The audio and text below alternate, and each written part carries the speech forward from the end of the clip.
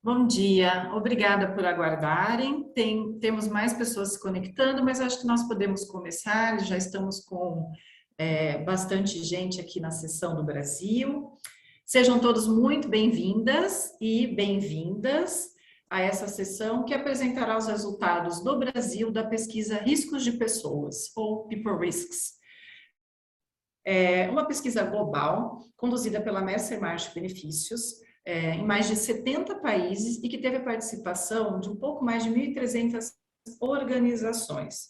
A pesquisa ouviu gestores de RH e também gestores de risco. E antes de nós começarmos, eu gostaria de passar alguns recados. Caso vocês tenham alguma pergunta, alguma dúvida, por favor, utilizem o botão de Q&A, que fica na parte de baixo da tela de vocês. Podem escrever para nós por ali, alguma pergunta para os palestrantes, que serão respondidas ao final da sessão. Caso nós não consigamos responder todas as perguntas, nós podemos enviar depois por e-mail a resposta. Também está disponível o painel de chat, né, um botão de chat, caso tenham alguma questão técnica ou queiram se comunicar com um dos palestrantes ou com todos nós que estamos aqui, podem utilizar esse botão. Eu vou dar início, então. Essa sessão vai ser conduzida pela doutora Antonieta Medeiros, que é diretora de Gestão de Saúde, Qualidade de Vida e Atuarial da Mercer Marsh Benefícios no Brasil. Marcelo Borges, diretor executivo para a Mercer Marsh Benefícios no Brasil. E Marta Chu, diretora de Risco Cibernético na Marsh Brasil. Marcelo, agora é com você. Ana, obrigado. Bom dia a todos. Muito obrigado por se juntarem a nós aqui nessa importante pesquisa que a gente realizou. A pesquisa de risco de pessoas no Brasil ouviu mais de 100 das maiores empresas no Brasil, elencando os profissionais de RH e de riscos, né, de empresas de tamanhos e indústrias diferentes, né, perguntando exatamente quais seriam as preocupações e os desafios com o risco de pessoas.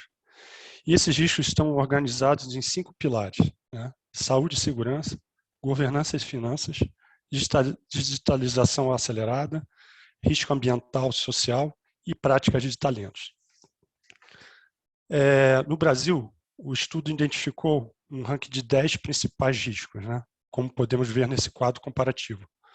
Vamos ater a 5 dos primeiros. Tá? Cibersegurança e privacidade de dados, pandemia e outras doenças contagiosas, as quais a Marta e a Antonieta vão falar um pouco mais sobre o tema. As condições de trabalho e relações trabalhistas, diversidade, equidade e inclusão, tomada de decisão e prestação de contas de benefícios e políticas de recompensas. Esses riscos são os que mais destacaram no nosso país e quando comparamos com a média global e da América Latina. Mas quando olhamos o ranking por perfil de entrevistado, percebemos que as preocupações mudam um pouco. Na visão do gestor de RH, a preocupação maior está na digitalização acelerada, pandemias e outras doenças contagiosas e prática de talentos. E os gestores de riscos têm a mesma preocupação da digitalização acelerada e o risco ambiental e social. Agora, as principais barreiras que a gente encontra aqui, por favor, pode passar um pouco no próximo slide. As principais barreiras que a gente encontra no Brasil, quando se trata de mitigar riscos de pessoas, existem inúmeros obstáculos. Dificuldade de mudar o comportamento pessoal, em maior parte do resultado da pesquisa, a pressão de curto prazo dos investidores, a complexidade organizacional das empresas, né? E principalmente o que mais aponta na pesquisa é a parte da preocupação sobre a digitalização acelerada. E aí eu passo aqui a palavra para a nossa especialista Marta. Por favor, Marta. Obrigado. Obrigada, Marcelo. Bom dia a todos. Um prazer enorme estar com vocês aqui, compartilhando um pouco de conhecimento. Bom, a digitalização veio muito forte, né, diante aí da migração em massa da pandemia. E tomar riscos, né, como o Marcelo estava mencionando no slide anterior, é uma parte essencial de fazer negócio, né? Então, seja a gente assumindo risco de crédito na compra de novos equipamentos para que esse investimento econômico venha a ter aí uma projeção, ou eventualmente, né, as empresas que têm plantas industriais precisam aí evitar um incidente de trabalho, um incêndio, então estão tomando riscos, estão fazendo a gestão devidamente relacionada a isso. Só que quando a gente fala do risco digital, que se tornou uma super preocupação, muitas vezes, conversa com os executivos, eles atribuem, né, então, essa responsabilidade especificamente aos profissionais da área de TI. Eu, muitas vezes, quando vou conversar, então, dentro da esfera do risco cibernético com as empresas, a primeira coisa que eles fazem é: deixa eu chamar o meu cara de TI, né? Só que a gente precisa pensar que o planejamento e o processo de segurança cibernética, ela não envolve só a área de tecnologia. E ela não deve também desviar, né, do planejamento estratégico que outros riscos dentro da organização envolvem. Até porque hoje nós temos uma grande dependência sistêmica para a execução dos nossos serviços ou de processos que são integrados dentro da empresa de forma vertical, né? O uso da tecnologia está cada vez mais disseminada dentro das organizações, então, consequentemente, isso precisa ser tratado de forma estratégica e por todos. Quando a gente fala também dentro da questão regulatória, a gente viu aí, então, a LGPD entrando em vigor há 2 anos atrás, e dentro do âmbito do RH, a gente tem muita informação, né? Então, acaba trazendo aí uma questão de informações, de um risco para a organização que pode, eventualmente, trazer um âmbito regulatório. E a cibersegurança, então, acaba tendo aí uma necessidade né, de investimentos organizacional, que envolve, então, desde a área, né, de tecnologia e segurança da informação operacional, o compliance, porque temos regras específicas e não só voltada para dados. Quando a gente olha, por exemplo, para o setor elétrico, tem uma regra específica para a operação. O RH precisa estar presente, porque afinal tem dados de pessoas, está responsável muitas vezes por disseminar cultura e treinamento, e isso é extremamente importante quando a gente fala, né, de cibersegurança. A alta gestão, então, precisa também estar envolvida para endossar essa questão, né? E a gente precisa olhar, então, mais profundamente, quando a gente fala de sistemas, dentro da esfera de tecnologia e RH, aqueles fornecedores realmente podem nos causar algum tipo de impacto. Então, pensam vocês, toda empresa ela é tomadora de dados, né, no papel da LGPD.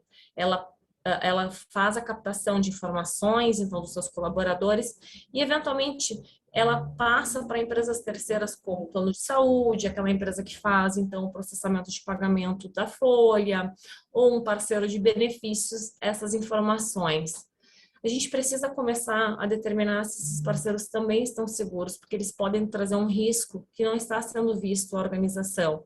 A migração remota também trouxe riscos dentro dessa esfera cultural, então, que tem um grande papel aqui para os gestores, tanto da esfera, né, de pessoas, quanto cultural, que envolve a organização completa, né? Então, atribuir e implementar processos que possam, eventualmente, estar em linha com as melhores práticas de diretrizes de cibersegurança, vão fazer com que a empresa tenha um maior funcionamento e, consequentemente, né, evitar incidentes cibernéticos, já que 85% dos incidentes, eles ocorrem pelo fator humano. Veja bem, então a área de tecnologia pode fazer um investimento em diversas esferas de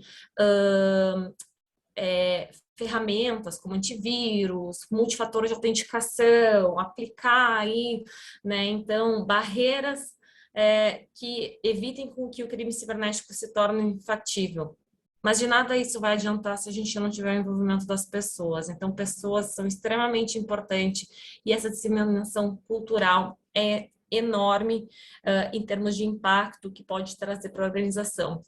Um outro ponto que essa questão da digitalização acelerada trouxe também um desafio em relação à atração e captação de talentos para atender a alta demanda que a gente tem hoje, né, diante de muitas empresas precisarem profissionais capacitados dentro da esfera de tecnologia. Então, há empresas hoje que já ofertam programas de capacitação, né? Então, a pessoas que estão interessadas de migrar de área ou entrar numa organização em que a empresa faz o investimento de capacitação dessas pessoas em linguagem de programação e tudo mais. Isso abre também uma oportunidade, né, para profissionais que talvez estão mais maduros e que dentro das esferas que eles atuam atualmente, então, ou estavam atuando até num passado recente, eles acabam não tendo um grande interesse do mercado. Mas como eles têm uma bagagem aí de gestão, né, de experiência, eles podem agregar muito, uma vez que capacitados, então, dentro da esfera da tecnologia, junto a essa juventude que já nasceu digital, né, e que já tem conhecimentos grandiosos. Falando, então, né, desses impactos que a digitalização acelerada também está trazendo, a gente vê aí que 82% das empresas no Brasil, a nossa pesquisa aponta, que eles estão olhando em aumentar os gastos de RH com tecnologia, né, após a pandemia. Então, muitas empresas ainda estão trabalhando no modelo híbrido, trouxe, então, desafios desse elemento cultural. Tem empresas que têm funcionários só de forma remota também.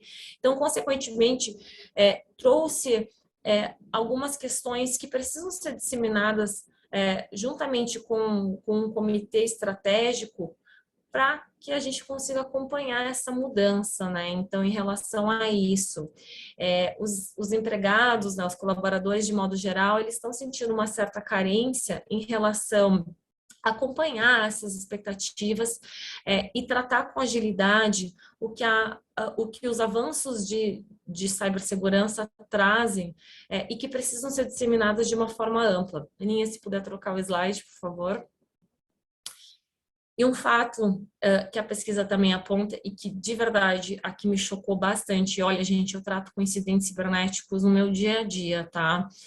73% das empresas que foram entrevistadas, elas já sofreram, né, um incidente cibernético no ano passado. Então, veja, esse número é alarmante. Isso se deu muito porque empresas precisaram flexibilizar rapidamente, né, os seus processos ou não estruturaram processos devidamente para que se pudesse evitar algum tipo de incidente. E o que, consequentemente, resultou, então, aí em elas serem afetadas por algum tipo de incidente cibernético. Quando a gente fala de incidente cibernético, de novo, não é só a área de tecnologia que vai ter impactos, né? É a empresa como um todo. A gente viu aí empresas grandiosas aqui no Brasil perdendo valores em até R$1 bilhão em relação a incidentes que sofreram esse ano.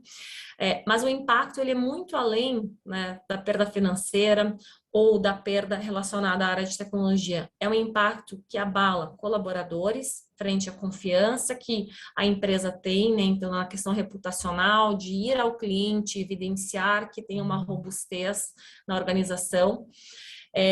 Também em relação à responsabilidade que pode recair sobre pessoas-chaves, né, dentro dessa organização.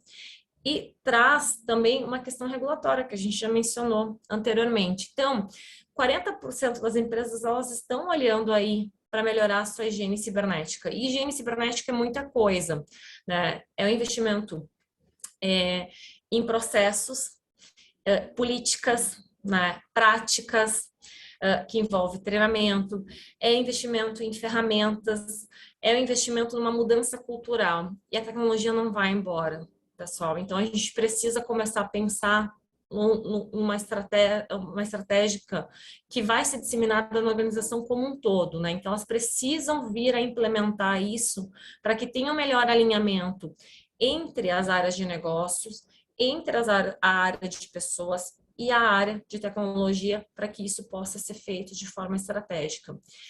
E um ponto importante, envolver o comitê executivo da organização. Eles são tão responsáveis quantos em fazer, então, com que esse diálogo seja disseminado e investimentos sejam voltados para isso. Pode passar para o próximo. Bom, falando então aí, né, o quão importante é o risco cibernético, a gente vê que ele tem uma grande relevância, né? Então, a maioria aí dos conjuntos, as pessoas hoje entrevistadas, desde o executivo ao cliente, ao colaborador, viram que a gestão do risco cibernético é um ponto focal, né, dentro da organização. Sem sistema a gente não faz nada. Então, dentro dos executivos, que pode ter esse respaldo, né, a responsabilidade atribuída ao incidente, os investidores, que claro não querem ver uma perda financeira de 1 bi, como eu mencionei, que aconteceu, os clientes que querem ter a confiança que, se foi passado os dados ou que contratou especificamente uma empresa para prestação de serviço, ela vai conseguir entregar, ela não vai ficar indisponível, né? Os colaboradores em relação ao uso amplo da tecnologia para facilitar o seu dia a dia, desempenhar os seus papéis e executar suas atividades e, consequentemente, ter a confiança também de fazer as tratativas comerciais coerentes com o que o mercado exige, né? Porque hoje há uma necessidade. E, por fim, a gente tem uma questão regulatória, né? Envolvendo a gestão do risco cibernético, que não é só um pilar correlacionado na área de tecnologia, e sim um risco operacional que envolve a organização como um todo. Pode passar para o próximo.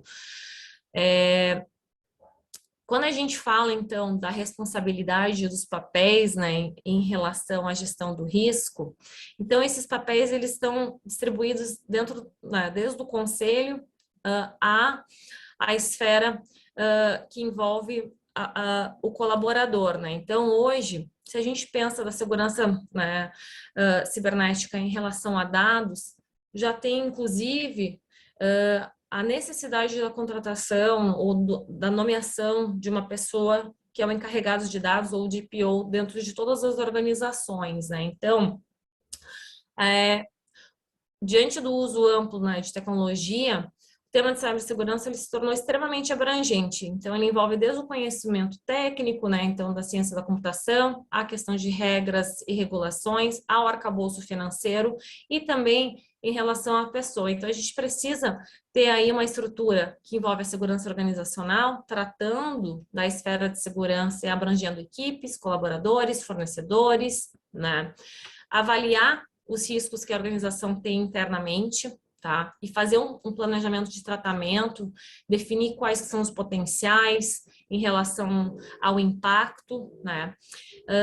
Dentro dos recursos humanos, tratar, né, dos processos que envolvem tanto a contratação quanto a integração e desligamento de funcionários.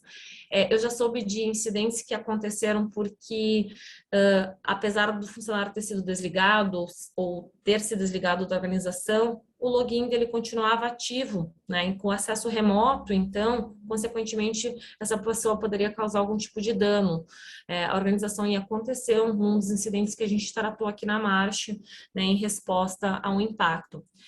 E, por fim, também a questão de controle de acessos e entrada, né? Então, como o aumento do crime cibernético tem impactos imprevisíveis, ele pode se comportar de diversas formas, investir em cibersegurança é um passo, né? Mas a gente precisa também estruturar um plano de gerenciamento de riscos, como nos ramos tradicionais, né? A gente não faz lá o teste de evacuação de incêndio ou de quebra de máquina, né? Apontando responsáveis, pessoas chaves diante de uma consequência, pois bem, aqui também precisamos criar esse tipo de comitê. Aproveitando também falar em relação à obsolência, né, da tecnologia, do RH, hoje é essencial o uso, né, de ferramentas, então avaliar essa questão correlacionada de como está sendo tratado e estruturada a segurança pelos seus fornecedores. Em relação ao uso de inteligência artificial, robotização, né? Então, especialmente em processos de manufatura, que envolvem, né? Então, hoje, o uso amplo de tecnologia de IoT, né? De internet interconectadas a equipamentos. Eles podem trazer riscos que não estão sendo pensados, de uma explosão, de uma quebra, de uma lesão ao colaborador. E está diretamente conectada à tecnologia também. Então, a gente precisa começar a pensar e trazer essa discussão para dentro também. Tem, né, uma distância hoje, com tanta novidade que a tecnologia trouxe, um desalinhamento entre as áreas do RH, do comercial, muitas vezes, e até da área de tecnologia e segurança. Então, a gente precisa criar esses comitês para que se fale a mesma língua e se chegue ao mesmo objetivo, né? E aí, eventualmente, buscar, então, tratar da obsolescência de habilidades, como eu falei, uma das metodologias é capacitar pessoas, porque faltam profissionais de tecnologia. Cada ano se formam em média 500 mil pessoas em tecnologia, a demanda é 3 vezes mais que isso no mercado, tá? Pode passar para o próximo slide, por favor. Então, estratégias de mitigação, eu falei já um pouquinho, dei uma prévia no slide anterior, me empolguei, mas é justamente isso, né? Estruturar políticas, não adianta tu investir na melhor ferramenta do mundo, porque nenhuma delas vai garantir segurança, né, plena, se não há uma educação frente ao usuário, né? O usuário, ele pode ser a porta de entrada mesmo tendo todas as barreiras, e ele literalmente, né, abrir a porta e fazer com que se elimine. Então, é muito importante ter políticas, controles, gestão de acessos, né? Uso de ferramentas. Hoje, né, para dados sensíveis que envolve criança, saúde e financeiro, já há necessidade da aplicação de criptografia. Muitas empresas, apesar da lei estar válida por 2 anos, não finalizaram a implementação da LGPD, o que faz com que elas se tornem suscetíveis a uma aplicação de uma multa de até 50 milhões de reais, né? Dentro da esfera de planejamento de implementação de inteligência artificial, né, e automação, a gente precisa também avaliar os impactos e educar sobre esses avanços aos colaboradores, né? Então, de novo, educação, treinamento essencial, e ter o gerenciamento aí de todas as plataformas digitais de forma unificada. Eu vou passar para a doutora Antonieta, que vai continuar aqui com outra esfera do nosso estudo, e fico depois à disposição a perguntas. Obrigada. Obrigada, Marta. Bom dia a todos. É um prazer estar aqui para compartilhar com vocês alguns dados da nossa pesquisa de risco de pessoas. E, para começar, eu só gostaria de avisar, então, que essa pesquisa está na íntegra, vocês vão poder acessar todos os dados da pesquisa. E, iniciando, então, a da apresentação, o primeiro ponto que nos chamou bastante atenção foi que 85% dos gestores de RH e gestores de risco das empresas brasileiras, eles afirmam que os riscos de saúde e segurança dos colaboradores são uma grave ameaça para os nossos negócios, né? E aqui eu estou elegendo os 5 principais... Ana, pode voltar, por favor? E aqui eu estou falando dos 5 principais riscos de pessoas que eles identificaram. Então, aqui nós estamos falando do risco da pandemia e de novas doenças que afetam a organização e os colaboradores. A gente vai falar um pouquinho também sobre os riscos da influência de saúde e bem-estar das pessoas, e aqui está relacionado basicamente o comportamento e o hábito das pessoas que trazem aí os riscos para o adoecimento, assim como a saúde mental, a exaustão da força de trabalho e também aí as lesões e as doenças relacionadas às atividades laborais. Próximo, Ana, por favor. E aqui, o que nós identificamos na nossa pesquisa, né?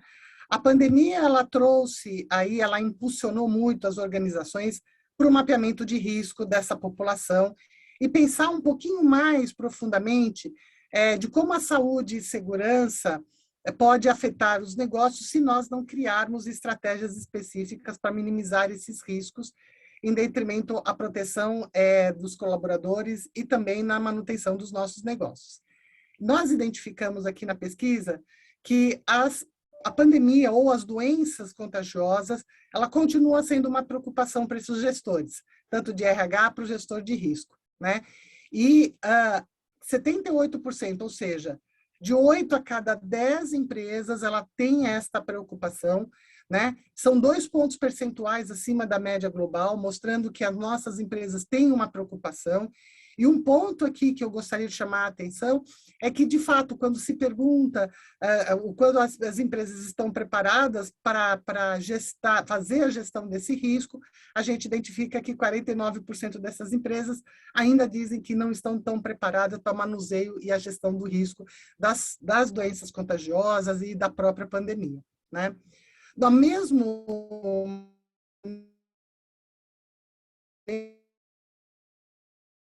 78% de saúde mental, né?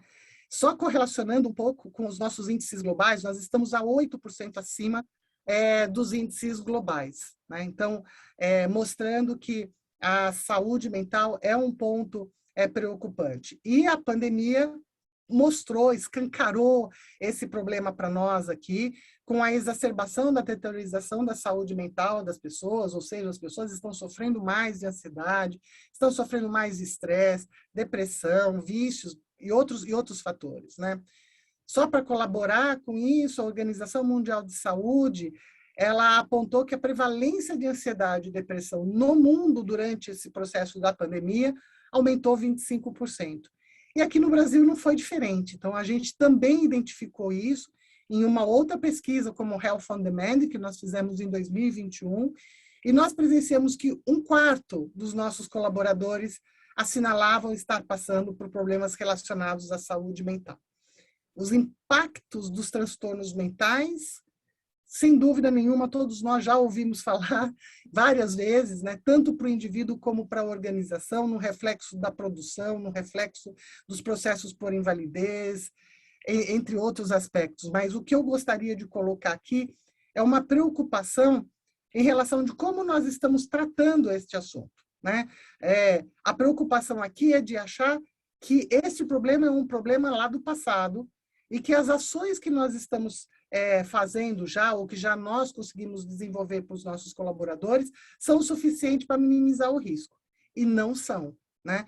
E isto por quê? Porque a prevalência das doenças mentais ainda continua subindo globalmente, né? Mesmo com os processos da pandemia com melhores resultados, menos contaminação, a gente continua vendo que a saúde mental ela tem uma prevalência cada vez mais elevada, e o Brasil também aqui presenciando sobre esse processo. Então, é um assunto que eu diria que não dá para relaxar, não dá para achar que é um assunto pontual, ele deve ser tratado, ele deve ser continuado de uma forma recorrente, para que a gente possa aí ter claramente a diminuição desses fatores, né?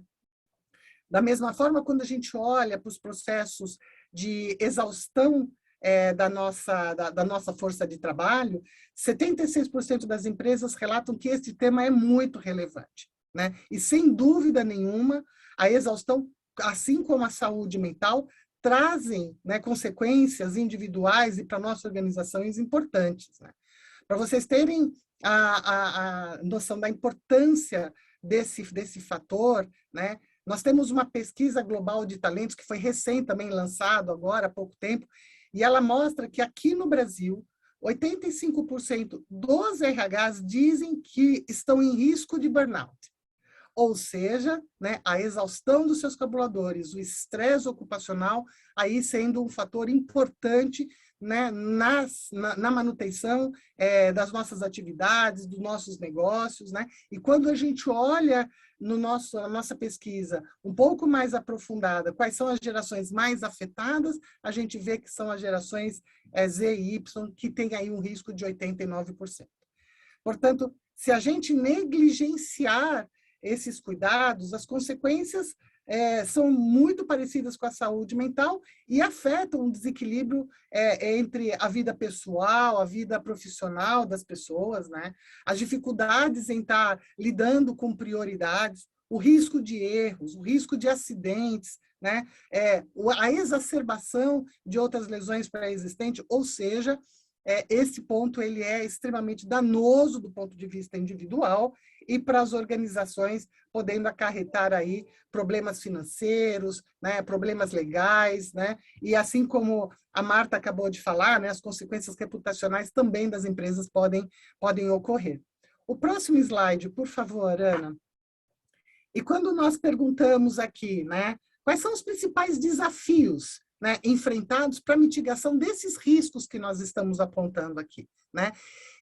51% das empresas, elas estão relatando que a mudança do comportamento das pessoas é a principal barreira na gestão do risco e segurança, dentro do pilar de risco e segurança. E eu não sei se vocês repararam, mas quando o Marcelo mostrou ali o principal desafio, as barreiras para todos os outros pilares, a questão da mudança de comportamento, ela está presente em todos os outros pilares, em governança, em digitalização, em talentos, porque, de fato, a mudança comportamental, ela é difícil, né? Ela permeia por umas estratégias de gestão bastante aprofundadas, né? Nós temos que identificar, primeiro, né, quais são os fatores de risco mais prevalentes da nossa população e os seus principais fatores desencadeantes, né? Segundo, criar uma cultura de saúde para dentro da organização, né? Uma cultura que se preocupa, uma cultura que apoia, né, o bem-estar e a saúde das pessoas. E, em terceiro lugar, é óbvio que existem outros fatores, mas estou elencando aqui 3 primeiros fatores que são muito importantes, é a avaliação dos interesses do colaborador. Sem envolver essa questão do interesse do colaborador, né, a gente não tem como engajá-los nesta mudança, né, trazer propósito para os nossos programas para que ocorram essas mudanças.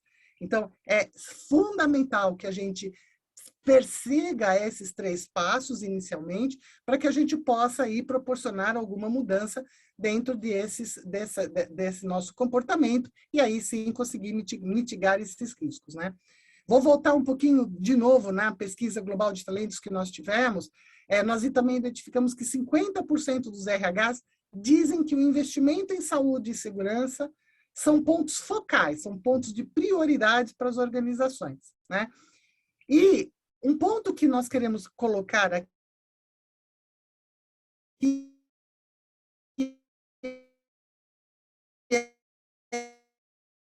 é que essa ação, ela nunca são gestões do RH, é gestão do gestor de risco das empresas, né, para que juntos consigam fazer um planejamento e ações que possam se tornar efetivas e principalmente sustentáveis ao longo do tempo, né?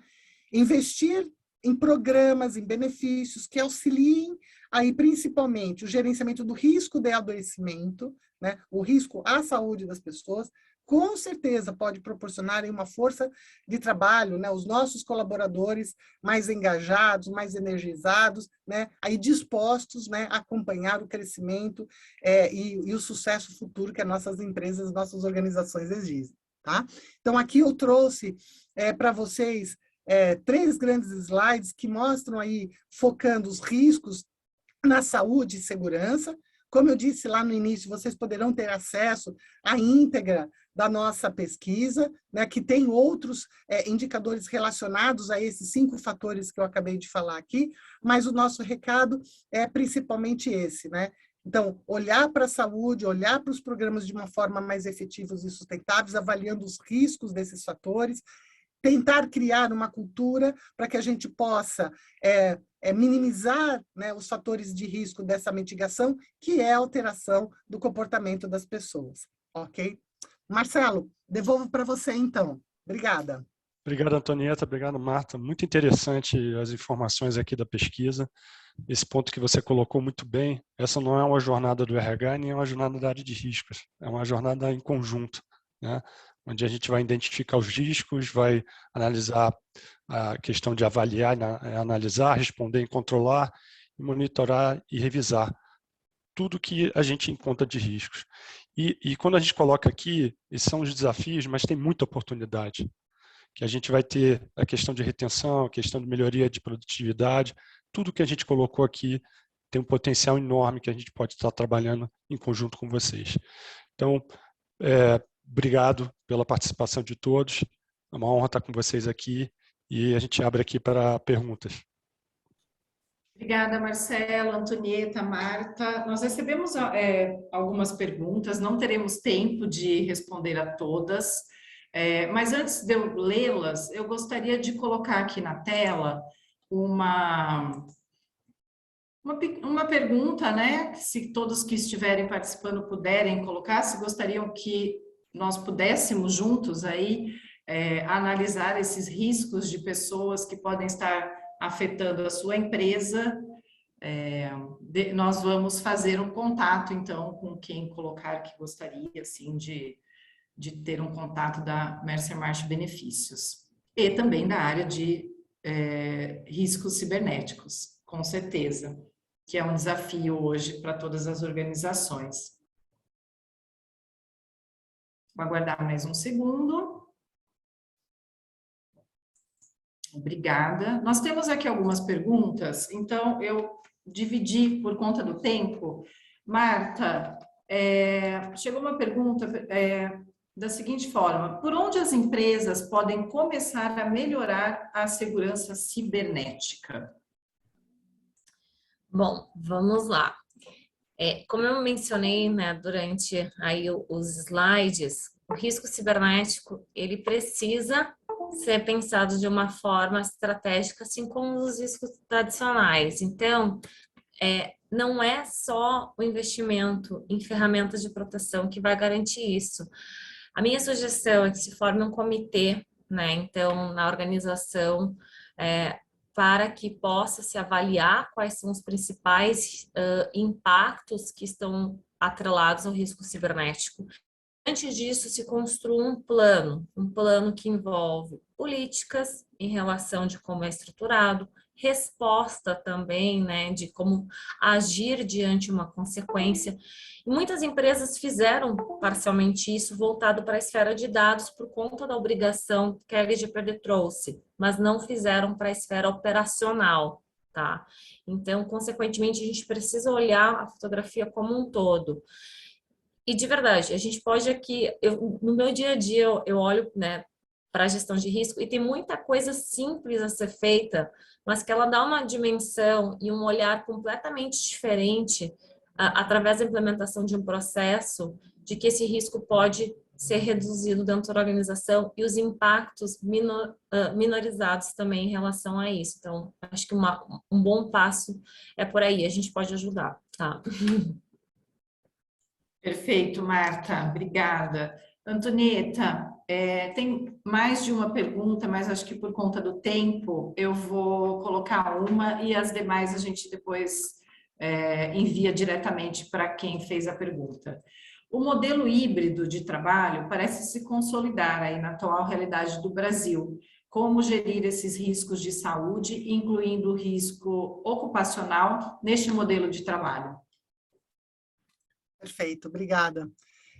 Então, veja bem, assim, estar próximo da força de trabalho, com diálogos constantes, né, e acompanhar as atividades, né, são ferramentas fundamentais para qualquer gestão, né, inclusive a gestão, né, dos riscos de saúde, né.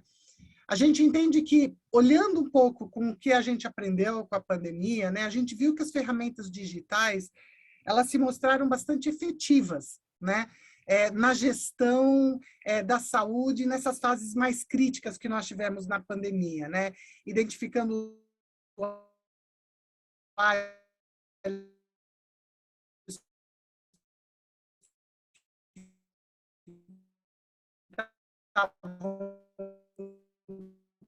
com sintomas, identificando a gente pode auxiliar na gestão do risco neste modelo híbrido, onde as pessoas não estão mais dentro da companhia, né, próximos dos programas que são oferecidos para as empresas. Então, esses programas, através dessas ferramentas, podem chegar para os usuários, né, podem chegar nos dependentes.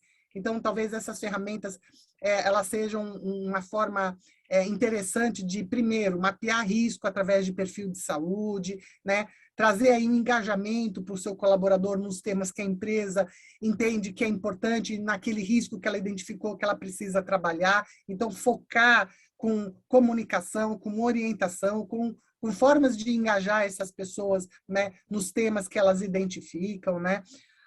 A gente não pode esquecer das orientações, né, quanto às medidas de ações de prevenção, de diagnóstico precoce, lembrar as pessoas sobre isso. Então, essas ferramentas elas estão aí para trazer pushes, trazer notificações que possam apoiar as pessoas a a estar lembrando dessas ações, inclusive nas questões de saúde ocupacional, né? Então, na questão dos atestados, nas questões de agendamento dos exames ocupacionais, né? dos questionários, dos riscos que nós queremos avaliar ocupacionais, a gente pode trazer para dentro dessas ferramentas, né? Ou seja, as funcionalidades, elas são inúmeras, né?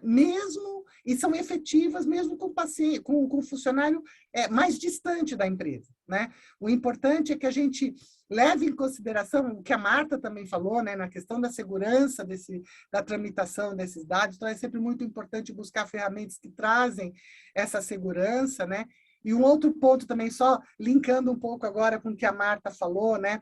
Que não diz respeito a só a área de tecnologia, diz respeito também às pessoas. Então, como que nós podemos fomentar mais, né, o uso dessas ferramentas, engajar as pessoas para que ele usem, né, e trazer aí, de novo, como eu falei lá na minha apresentação, né, o propósito maior das pessoas utilizarem, né, essas ferramentas como uma forma de gestão de risco, né, e deixar claro para o colaborador, né, que isto trata de ações de apoio, de suporte, a mudança do comportamento de risco da saúde deles, ok? Eu acho que é mais ou menos isso, Ana. Muito obrigada, Antonieta. Bom, gostaria de agradecer a todos por terem se juntado aqui conosco, né, pela participação. Nos próximos dias, todos que estiveram aqui na sessão do Brasil e também na sessão inicial, olhando os dados da América Latina, receberão o link de gravação deste webinar e também o link para baixar o relatório completo, com todas as informações, todos os dados da pesquisa. Muito obrigada mais uma vez e tenham um excelente dia. Obrigado a todos. Bom dia para todos. Boa semana. Até logo, bom dia. Obrigada.